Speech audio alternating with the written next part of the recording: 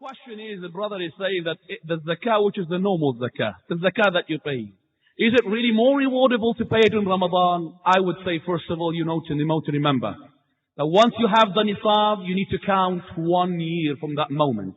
You're not allowed to postpone until Ramadan. So if you have the nisab today, then you cannot postpone that more than this. You have to pay it before this. So the person who's having the nisab, you should not postpone or delay paying the zakah, otherwise he's gonna be cauterized with it. Cauterized with irons in his body on the day of resurrection. Remember, brothers, it's very important. Naam.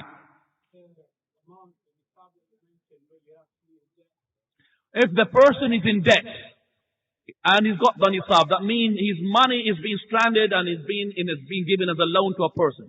The loan is of two types, brother. A loan which is debt and a loan which is alive. What does that mean? A loan that you give into a person, you ask him, please brother, give me, because you're due to pay me. He says, well, inshallah, I'll give you next year. And the year after, well, next year. So you know that this person is helpless, he's not going to give you. That loan is dead. You don't pay the zakah for it, except when you receive it.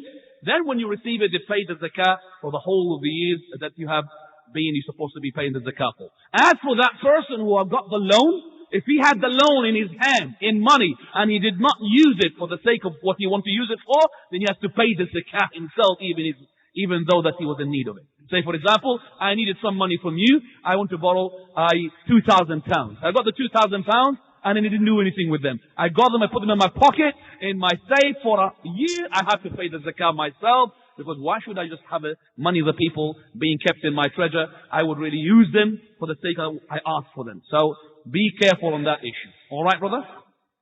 Subhanakallah bihamdik. Ashhadu an la ilaha illa ant. Astaghfiruka wa atubu ilayk. Jazakumullah.